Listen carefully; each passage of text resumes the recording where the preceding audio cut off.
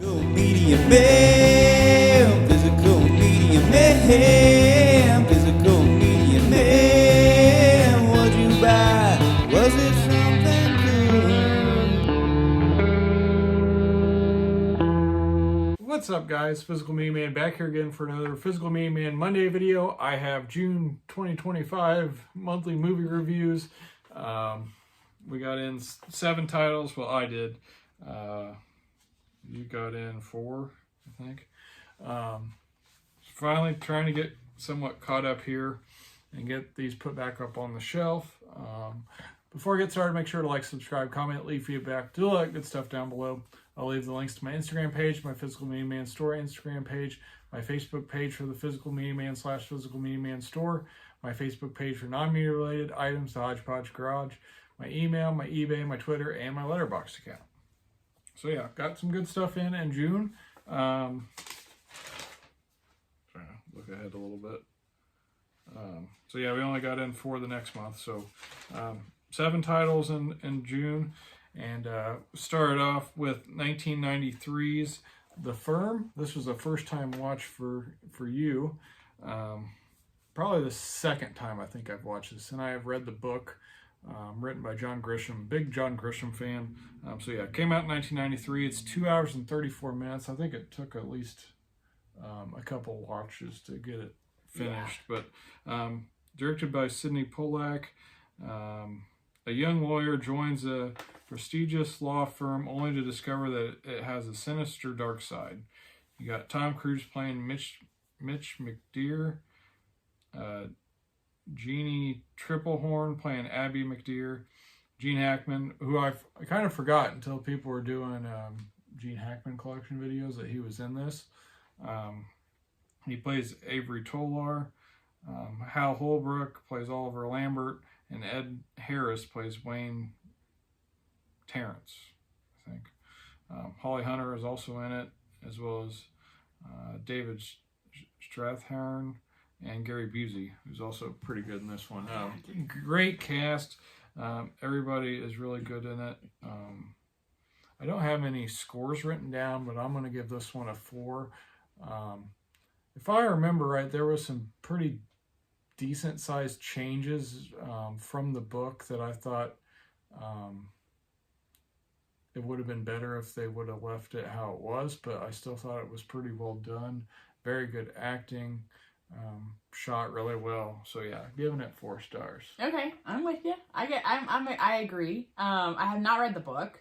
That's how it always goes, right? Like, you like the book better than the movie a lot of times, just because they can't get it all in, because it's a lot of times. I'm pretty sure I'm thinking of the right book, but like Big Pieces. Oh no, I'm thinking of something else. But there was something different. I think this one was pretty close though to how the book is. But I love all those kind of like dramas where, well, we've watched one recently too, like lawyers going to, trial. We watched that recently. But anyway, yeah, a lot of good. It was good. Highly enjoyable. Next up, by myself, I watched The Greatest Mixtape Ever, which is a 30 for 30 documentary about AN1 street ball and the mixtape tour, which was a big thing when I was growing up, in junior high was when I really remember it. I think we got some of the VHS tapes from Blockbuster and watched them, and then some of my friends had the jerseys and stuff, and I actually went to one of the shows in New York at Madison Square Garden, which was pretty neat. I feel like this could have been better though. This is one of the, probably, not to bash it too hard, but one of my least favorite 30 for 30s that I've watched. Oh wow, because they're always really good. I'm surprised I didn't watch this with you. I just wasn't. I don't know. Well, I was dying to watch it because I was really into the AN1 stuff, and some of it was interesting that I didn't know about, but I just was expecting more. I might have had too high expectations, but I'm just going to give it 2 stars. And like I said, not my favorite of the 30 for 30s. All right, next up, we watched 1990s Taking Care of Business. This is an hour and 48 minutes, directed by Arthur Hiller. So an uptight advertising executive has his entire life and a file of facts organizer that mistakenly ends up in the hands a friendly convict who poses as him. So you got Jim Belushi playing Jimmy, Charles Grodin, The convict, of course. yeah, playing Spencer, Annie DeSalvo plays Debbie, Lauren Lachlan plays Jewel, Hector Elizondo plays the warden, and it was the first film written by J.J. Abrams, who ended up doing a lot of big stuff. So had a lot of fun with this one. Really happy we checked it out. Definitely recommend it if you haven't seen it. I'm gonna give it 3.5. Yeah, perfect. Comedy doesn't get much more, much better than that on that scale. So I agree with you. Love Jim Belushi. All right. So next up, ended up being a double feature. The next day we watched 1989's K9. This comes in at 1 hour and 41 minutes, directed by Rod Daniel.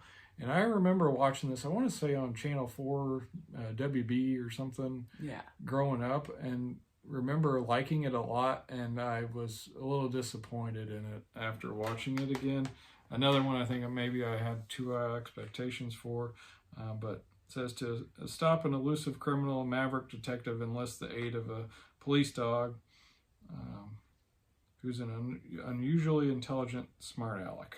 So you got Jim Belushi playing Dooley, Ed O'Neill playing Brannigan, Kevin Tiggy playing Lyman, Mel Harris playing Tracy, and Jerry Lee is the name of the dog. So, I mean, it was kind of fun too, but not near as enjoyable as I had remembered it. So I'm just going to give it 2.5 as well. Next up by myself. 2.5. Yeah. I'm going to give it 2. 2? Okay. Yeah. All right. I'll change the 2. Okay. Next up by myself, I watched 2003's Haggard. This comes in at 1 hour and 36 minutes and directed by Bam Margera.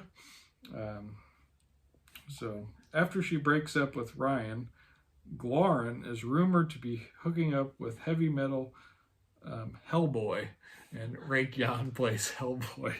That's why I did not watch this. Ryan enlists the help of his friends Valo and Falcone to find out the truth. Ryan Dunn plays Rye, Bam Margera plays Valo, Brandon DiCamillo plays Falcone, Rake Yan plays Hellboy, Tony Hawk has a cameo as a cop, Brandon Novak plays Dooley, and Chris Rabb plays Rab.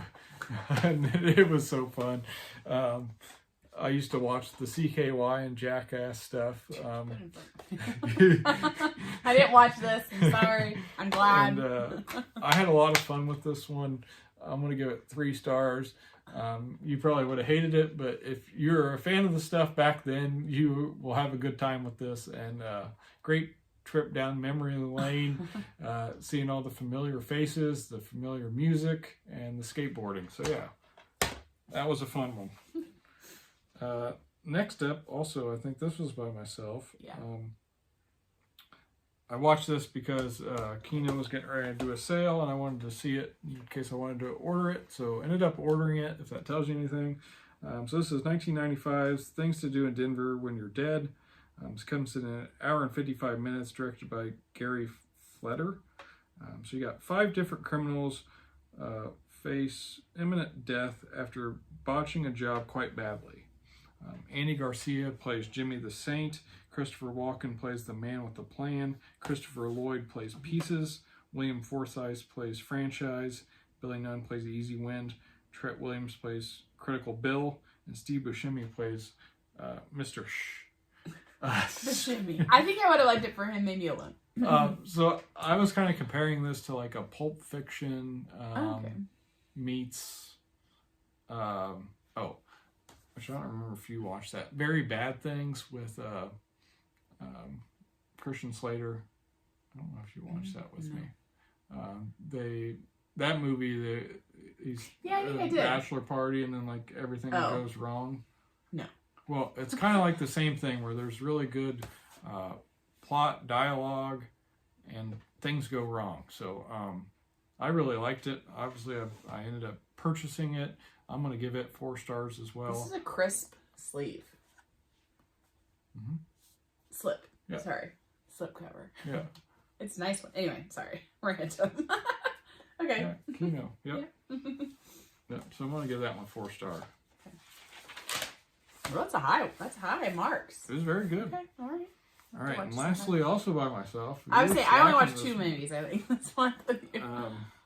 1991's Out for Justice, coming in at an hour and 31 minutes.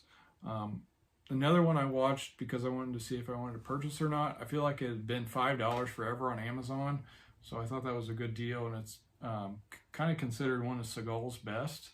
So I figured I'd check it out, and it didn't disappoint. Obviously picked it up. So directed by John Flynn. So it says, with his partner executed in broad daylight, played by a psychotic mafia enforcer. So another William Forsythe movie. He was in The Things to Do in Denver Before You Die. He was in this one too, and he was really good in this one. So he's the mafia enforcer. It says, a veteran Brooklyn officer vows revenge. So Steven Seagal is the officer, and he plays Gino Felino. And William Forsythe plays Richie Madano. And yeah, I thought another one with good action and good performances, especially from Seagal and Forsythe. And I'm going to give it 3 stars, and definitely worth $5 if you're a Seagal fan. So yeah, that's everything from June. Yeah, I did some damage by myself. You did. I don't know what I was doing in June. Not watching movies.